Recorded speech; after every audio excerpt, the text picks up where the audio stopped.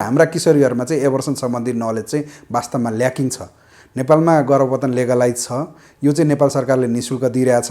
हामीले डराउनु पर्दैन हैन। यसमा चाहिँ धेरै आत्तिनु पर्ने अवस्था छैन। लुकेर चोरेर भागेर असुरक्षित गर्भपतन गराउनु हुँदैन भन्ने कुराको जानकारी चाहिँ उनीहरुमा कम छ। अहिले गर्भपतनको हामीले कुरा गर्ने हो भने गर्भपतनलाई दुई किसिमले डिफाइन गर्नुपर्छ। एउटा चाहिँ सुरक्षित गर्भपतन, अर्को चाहिँ असुरक्षित गर्भपतन। सुरक्षित गर्भपतन भन्ने बित्तिकै के बुझ्नु पर्यो भने नेपाल सरकारले तोकेको मापदण्डभित्र, त्यो मापदण्डमा 3-4 वटा कुरा छ, त्यो म त्यस कुरामा आउँला। र अर्को असुरक्षित गर्भपतन भनेको चाहिँ नेपाल सरकारले तोकेको मापदण्डभन्दा बाहिर गएर गर्भपतन गरेको। नेपाल सरकारले तोकेको मापदण्डभन्दा बाहिर गरेको गर्भपतन को चाहिँ सङ्ख्या चाहिँ दिनदिनै घट्दै गएको छ। किन घट्दै गएको छ भन्दाखेरि मान्छेले चाहिँ स्वास्थ्यको शिक्षा पाउँदै गएको छ र जसको कारणले गर्दाखेरि गर्भको जटिलताहरू चाहिँ कम हुँदै गएको छ। तर पछिल्लो चरणमा चाहिँ त्यही मापदण्डभन्दा बाहिर गएको असुरक्षित गर्भपतनकै कुरा गर्दैछु। औषधिद्वारा गर्ने गर्भपतन, यो औषधिद्वारा गर्ने गर्भपतन चाहिँ मापदण्डभित्रभन्दा बाहिर गएर नेपालमा औषधिले पनि गर्भपतन गर्न चाहिँ पाइन्छ, तर त्यसको लागि केही मापदण्ड पुरा गर्नुपर्छ। यो बारेमा म सुरक्षित गर्भपतनको पाटोमा कुरा गर्छु। र त्योभन्दा अगाडि चाहिँ असुरक्षित औषधिले गर्न पाउँछ भनेपछि कसरी असुरक्षित भन्दाखेरि औषधि पसलबाट सोझै औषधि आफै जान्ने भएर अथवा श्रीमानले ल्याइदिएर अथवा बोयफ्रेन्डले ल्याइदिएर अथवा साथीले ल्याइदिएर अथवा घरको आफन्तले ल्याएर आफै चाहिँ डाक्टरको परीक्षण अथवा स्वास्थ्यकर्मीको परीक्षण नगरिकन आफैले औषधि खाने र औषधि खाएर चाहिँ त्यसको जटिलताहरू आउने क्रम चाहिँ बढी छ हैन। औषधि सबैतिर पाउँछ हैन, र पाउने भएकोले गर्दाखेरि फार्मेसीहरुबाट चाहिँ सिधै जाने, औषधि लिने र आफैले औषधि सेवन गर्ने र अनि त्यसपछि गएर अत्याधिक रक्तस्राव भएर कहिले लामो समयसम्म रगत गएर यो जटिलताहरू आउने बढी छ भने पहिलाको जस्तो चाहिँ अब अन्य टेक्निकहरू प्रयोग गर्ने, जडीबुटीहरू प्रयोग गर्ने अनि अनइथिकल प्र्याक्टिसहरू गरेको कारणले गर्दाखेरि इन्फेक्सन भएर चाहिँ मृत्यु हुने त्यस्तो किसिमको चाहिँ गर्भपतन गर्ने सङ्ख्या चाहिँ घट्दो छ।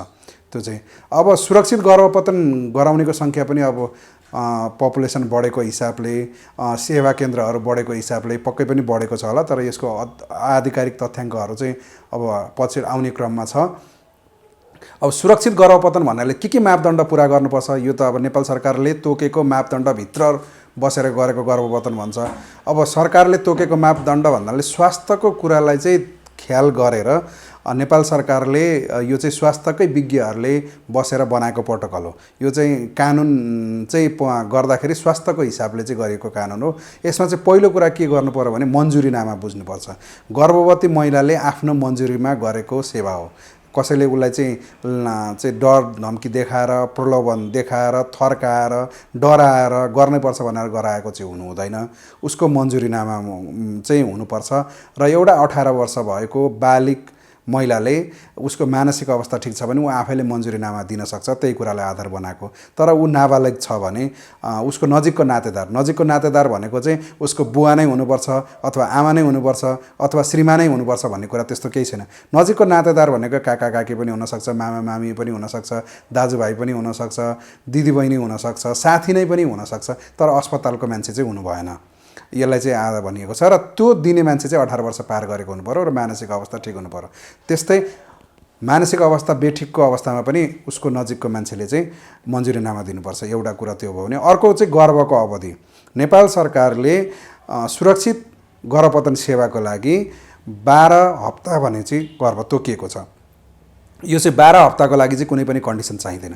तर कुनै बेला केसमा के भइदिन्छ भन्दाखेरि गर्भलाई निरन्तरता दिँदै गर्दाखेरि आमाको ज्यानमै खतरा हुने अथवा बच्चा विकलाङ्ग जन्मन सक्ने अथवा महिलामा चाहिँ दीर्घरोगीहरू छ, मानसिक तनावहरू छ अथवा कुनै किसिमको रोगहरू छ अथवा कुनै बेला चाहिँ रेप भएको कारणले जबरजस्ती करनी भएको कारणले गर्दा गर्भ रहेछ भने त्यस्तो अवस्थामा अहिलेको कानुनले चाहिँ अहिलेको सुरक्षित मातृत्व तथा प्रजनन अधिकार ऐन 2075 ले चाहिँ 28 हप्तासम्म को चाहिँ गर्भपतन गर्ने अधिकार दिएको छ। तर यसमा चाहिँ कन्डिसन खुलेको हुनुपर्छ र यो चाहिँ चिकित्सकले सिफारिस गरेको हुनुपर्छ।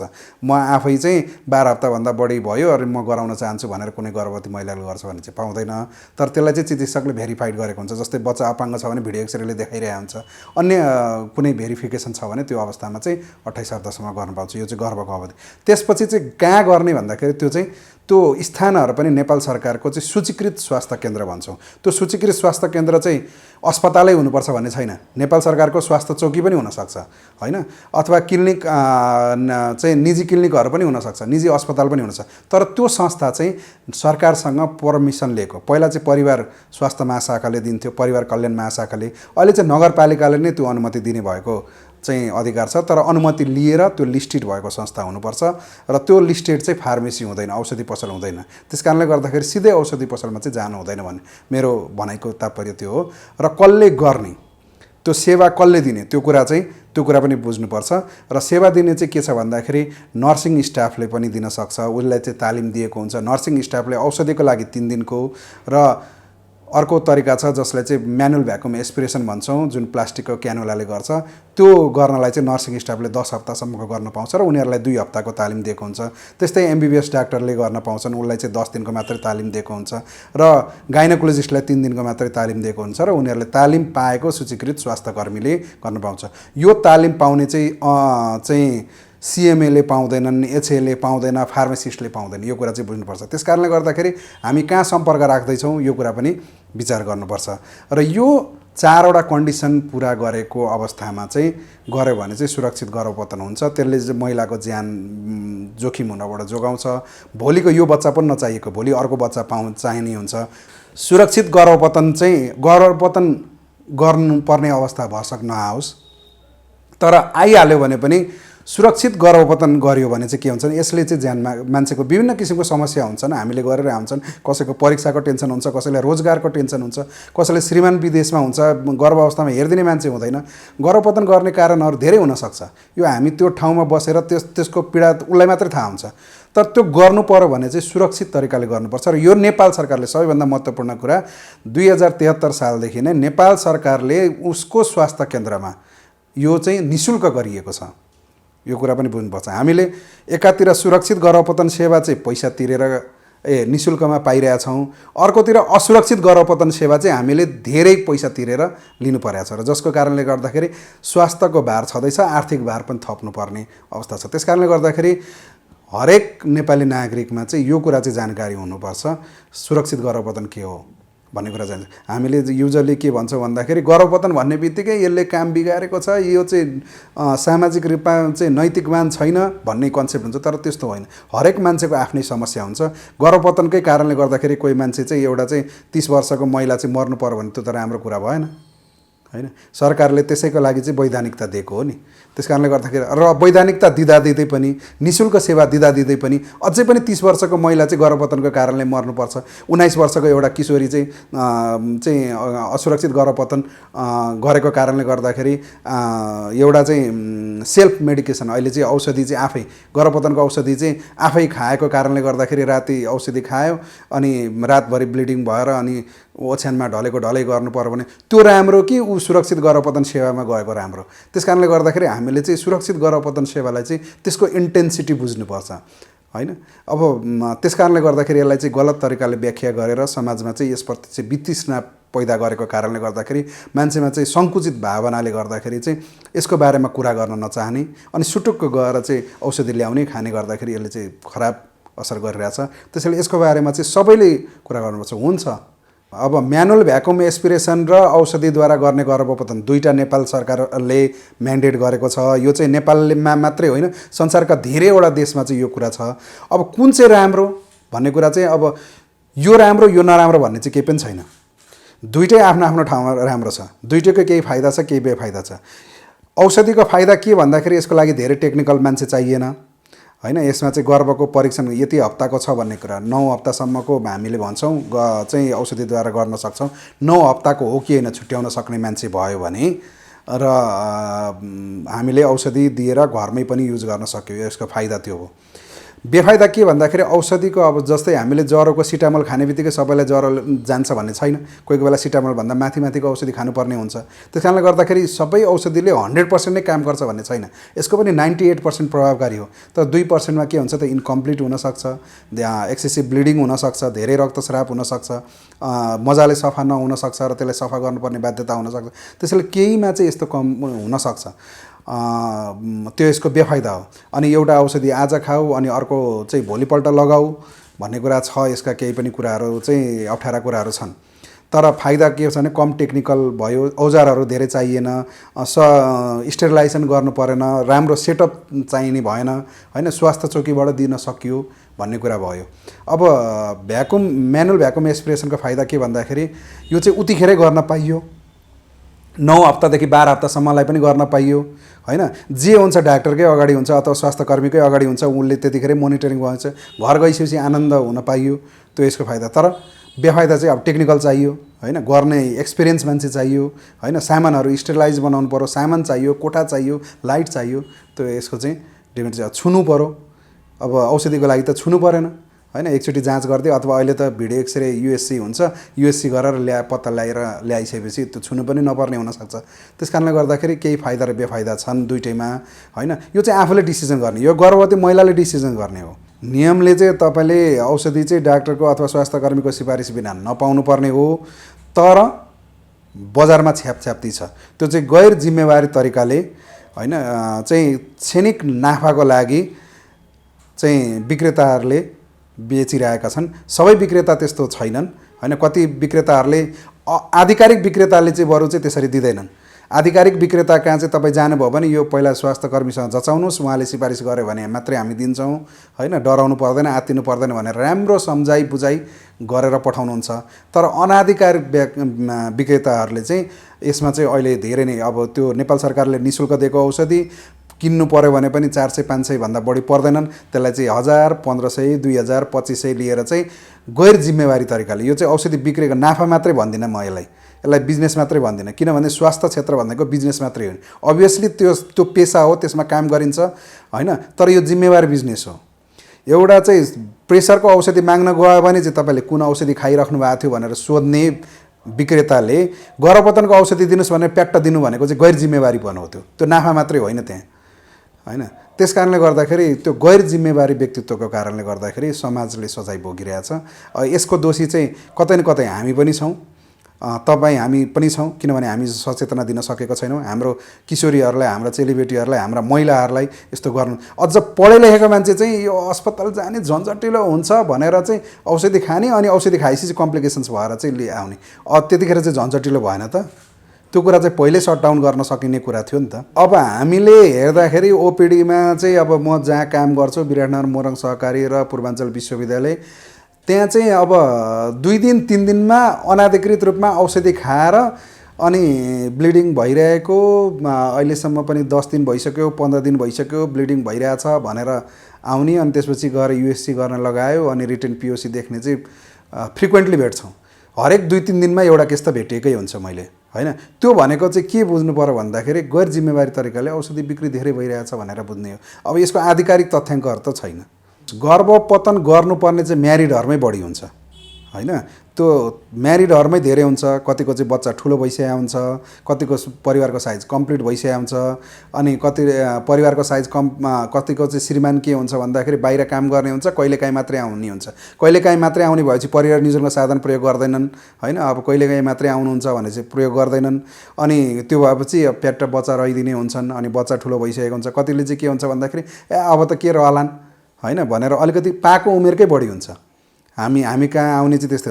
तर के हुन्छ भने बजारमा चाहिँ हल्ला चाहिँ के हुन्छ भन्दाखेरि अनम्यारिड एकैजना भयो भने त्यो सबैले थाहा पाउँछ, किनभने सबैको चाहिँ इन्ट्रेस्ट बन्छ क्या त्यो, होइन। अनि त्यसको लागि चाहिँ यो किन आएको थियो, होइन, यसको गर्भपतन भयो कि होइन, यस्तो भयो कि भन्ने कुरा चर्चाको विषय भएकोले गर्दाखेरि, मान्छेको क्युरियोसिटी बढी भएकोले गर्दाखेरि त्यो चाहिँ बढी नोन हुने हो, होइन।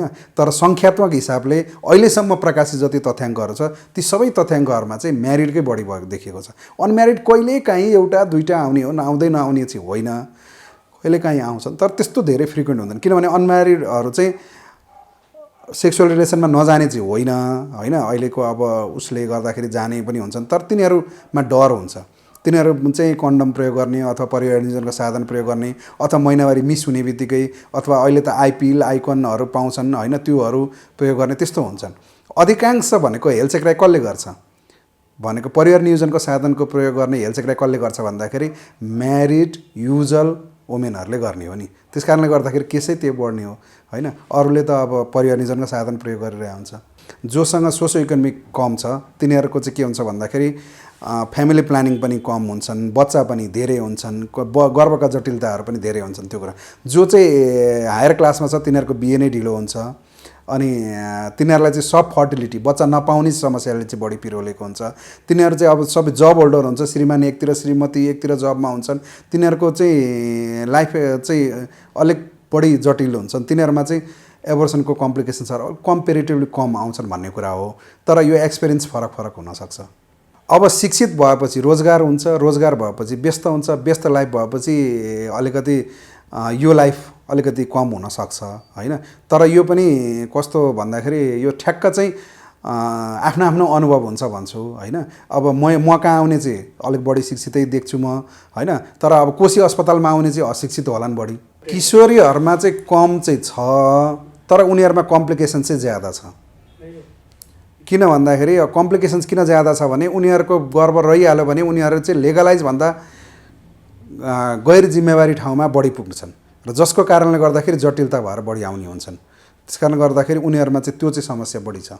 अब यो घटनाहरू त भेटिन्छन् होइन, केसहरू आउँछन्, तर हामी के भन्छ भने हाम्रो यो यसमा चाहिँ यो पेसेन्टको डिटेलहरू पनि अनि त्यो कुराहरू चाहिँ हाम्रो चाहिँ एकदमै गोप्य मेन्टेन भएको हुन्छ होइन। त्यस कारणले गर्दाखेरि त्यो जुनसुकै सुरक्षित हाम्रो मोरङ सहकारी भनेको चाहिँ सुरक्षित गर्भपतन को लागि चाहिँ लेगलाइज भएको नेपाल सरकारले मान्यता दिएको ठाउँ हो। अब त्यहाँ चाहिँ तपाईँ हामी कसैले गएर तथ्याङ्क मान्यौँ भने पनि त्यहाँ पनि बिमारीको नाम लेखिएको हुँदैन, राखिएको हुँदैन, त्यो राख्न पनि मिल्दैन। त्यो गोपनीयता यति धेरै मेन्टेन गरेछ। म त अब निजीमा भए सरकारी कोशी अस्पतालमै जानुभयो भने पनि बिमारीको नाम राखिएको हुँदैन, त्यहाँ बिमारीको थरको पनि कोड हिसाबले मेन्टेन गरे हुन्छ, त्यसैले गोपनीयता राखिएको हुन्छ। हुन्छन् कहिलेकाहीँ किशोरीहरूको पनि नहुने चाहिँ होइन। हाम्रा किशोरीहरूमा चाहिँ एबर्सन सम्बन्धी नलेज चाहिँ वास्तवमा ल्याकिङ छ। नेपालमा गर्भपतन लेगलाइज छ, यो चाहिँ नेपाल सरकारले निःशुल्क दिइरहेछ, हामीले डराउनु पर्दैन होइन। यसमा चाहिँ धेरै आत्तिनु पर्ने अवस्था छैन। लुकेर चोरेर भागेर असुरक्षित गर्भपतन गराउनु हुँदैन भन्ने कुराको जानकारी चाहिँ उनीहरूमा कम छ। अब इमर्जेन्सी कन्ट्रासेप्सन पिल्स भनेको त्यो पनि सुविधा हो होइन, त्यो राम्रै सुविधा हो। किन भन्दाखेरि कहिलेकाहीँ ओकेजनल रिलेसनसिप हुन्छ भने महिनाभरि औषधि खाइराख्नु पर्ने आवश्यकता भएन। अब अननोटिसली भयो होइन। कोही कोही बेला चाहिँ हामी कुनै उसमा चाहिँ प्लानै थिएन श्रीमानको बिचमा आउने, अब कोभिड महामारी भयो, ठ्याक्क चाहिँ त्यही बेला आउनुभयो होइन। अनि भन्ने कुरा होला के होला होइन, सडनली आउनु पर्यो, अन द वे पर्यो होइन, आउनुभयो। अब त्यो बेला चाहिँ परिवार नियोजनको साधन भन्दा पहिला त के थियो भन्दाखेरि अब तपाईँको यो नहुँदाखेरि गर्भ रहने सम्भावना हुन्थ्यो, गर्भ रहन्छ कि अर्को महिनासम्म महिनावारी नभएसम्म तनाव हुने होइन। अनि त्यसपछि गएर रहिहाल्यो भने फेरि एबर्सनको लफडा गर्नुपर्ने थियो भने अहिले चाहिँ अब इमर्जेन्सी भयो, रिलेसन भइहाल्यो भने आकस्मिक गर्भ निरोधन साधन प्रयोग गर्न सकिन्छ। तर के भइदिएछ भने हप्तै पछि आकस्मिक प्रयोग गर्ने पनि मान्छेहरू भेटिए होइन, छन् होइन। त्यसो गर्दाखेरि महिनावारीमा समस्याहरू आयो किनभने त्यसमा त्यो हायर डोजमा प्रोजेस्टेरोन युज गरे हुन्छ, जसको कारणले गर्दाखेरि अब तपाईँले त्यो इमर्जेन्सीको लागि मात्रै हो भनेर बुझ्नु पर्यो। तपाईँले नियमित युज गर्न थाल्नुभयो भने त्यसले चाहिँ के गर्छ भन्दाखेरि समस्याहरू ल्याउँछ। के समस्या ल्याउँछ भन्दाखेरि त्यसले गर्ने भनेको महिनावारीको साइकलमै गडबडी गर्ने हो। त्यसले अर्को क्यान्सर जन्माउने चाहिँ होइन, तर महिनावारीको समस्या चाहिँ गर्छ। त्यसपछि तपाईँको साइकल बिग्रिन्छ, साइकल भएपछि कहिले गर्भ रहने भन्ने कुरा बिग्रिन्छ, कोही बेला चाहिँ टाढा जान्छ, भरे प्याट्ट प्रेग्नेन्सी भइरहेको हुनसक्छ।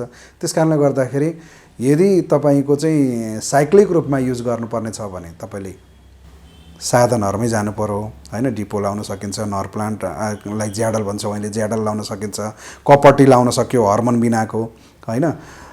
तर यदि चाहिँ कहिलेकाहीँ अक्कल वान्स अपन अ टाइम 6 महिना 1 वर्षमा युज गर्नु पर्यो भने आकस्मिक गर्भ निरोधन साधन युज गर्न सकिन्छ। त्यसलाई चाहिँ आकस्मिकलाई आकस्मिककै रूपमा छ, त्यसले बेनिफिट त दिएको छ समाजलाई। लङ एक्टिङ चाहिँ बढी प्रभावकारी देखिएको छ, कस्ट इफेक्टिभ पनि। तपाईँले एउटा ज्याडल लगाइदिनु भयो भनेको नर प्लान्ट लगाइदिनु भयो पाखुरामा भनेपछि त्यसले 5 वर्षसम्म तपाईँलाई त कुनै साधन प्रयोग गर्नु परेन। एकचोटि नै तपाईँको कस्ट भयो, तपाईँ जानु पर्यो आउनु पर्यो। यद्यपि नेपाल सरकारले कुनै पनि परिवार नियोजन साधन चाहिँ किन्नु पर्दैन, सरकारले सबै परिवार नियोजनका साधनहरू निःशुल्क उपलब्ध गराएको छ। निजीमा केही किन्नु पर्ला होइन, तर त्यो किन्नु पर्दा पनि एकदमै धेरै महँगो चाहिँ छैन। तपाईँको नेपालमा पाउने परिवार नियोजनका साधनमा चाहिँ 1000 रुपियाँ 1500 रुपियाँ खर्च गर्नुपर्ने आवश्यकता कुनैमा छैन होइन। अब डिपो लाउनु पनि 30-40 रुपियाँ पर्ला, कपटी लाउनु पनि 48 रुपियाँ 50 रुपियाँ पर्ला होइन। त्यस्तो महँगो साधनहरू छैन। तर तपाईँले जानु पर्यो आउनु पर्यो भनेपछि त्यो पनि एउटा कस्ट, त्यसलाई पनि जोड्ने हो भने पनि तपाईँले एकचोटि ज्याडल लाउनु भयो भने 5 वर्ष पुग्यो, एकचोटि कपटी लगाइदिनु भयो भने तपाईँको 12 वर्षसम्म पुग्यो, एकचोटि डिपो लाउनु भयो भने 3 महिना पुग्यो होइन। अब त्यही पिल्स चाहिँ हो भने डेली खानु पऱ्यो नि त होइन। त्यो भए चाहिँ कस्ट इफेक्टिभको कुरा र राम्रोको लागि चाहिँ हामी के भन्छौँ भन्दाखेरि लङ र प्रभावकारी पनि के देखेको छ भने लङ एक्टिभ प्रभावकारी देखेको छ होइन। अब पिल्स त बिर्सिन सक्नुहुन्छ तपाईँ, प्रभावकारी त प्रभावकारी छ, तर अब सधैँ खाइरहेको थियो 2 दिन बिर्स्यो, 2 दिन तपाईँ जानुभयो गेस्टमा जानुभयो होइन, आउटिङ जानुभयो, औषधि लान छोड्नुभयो, 2 दिनको लागि के किन्ने भन्नुभयो, छुट्यो नि त तपाईँको।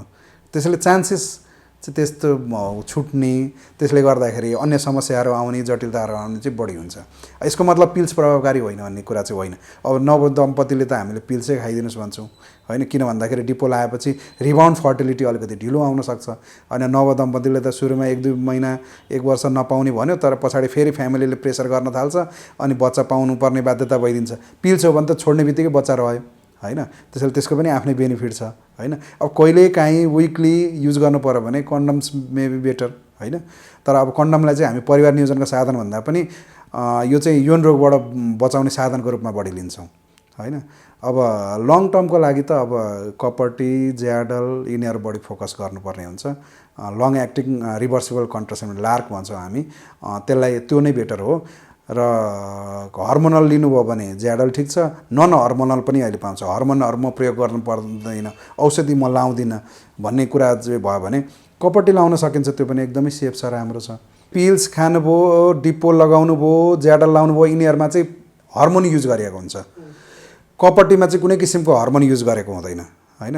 त्यसैले हर्मोनबाट गर्ने जुन असरहरू छ त्यो चाहिँ कपटीले दिएन होइन, त्यो त्यसको बेनिफिट भयो।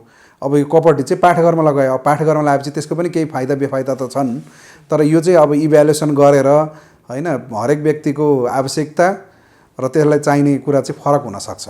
त्यस कारणले गर्दाखेरि आफूलाई कुन परिवार नियोजनको साधन उपयुक्त लाग्छ यसको बारेमा चाहिँ स्वास्थ्यकर्मीसँग परामर्श गरेर प्रयोग गर्न पर्छ, प्रयोग गर्न सकिन्छ होइन। सबैले सबै युज नहुन सक्छ। त्यसैले अब बजार हामी कहाँ हुने भनेको यिनै साधनहरू हो। यिन साधनहरूमा चाहिँ आफूलाई चाहिँ कुन राम्रो हुन्छ भन्ने कुरा चाहिँ आफूले सबै कुरा बुझेर डिसिजन गर्ने हो। एजको हिसाबले चाहिँ हामी के भन्छौँ भन्दाखेरि 20 महिलाको उमेर चाहिँ 20 भन्दा अगाडि चाहिँ बच्चा पाउँदै नपाउनुहोस्। हाम्रो कन्टेस्टमा चाहिँ कानुनले पनि 20 वर्षमा बिहे गर्ने भनेको छ, तर अझै पनि चाहिँ 20 वर्षभन्दा अगाडि चाहिँ धेरै गर्भवती भएको हामीले भेटिरहेछौँ, देखिरहेछौँ होइन। त्यो चाहिँ अब त्यसमा चाहिँ आफ्नै जटिलताहरू हुन्छ।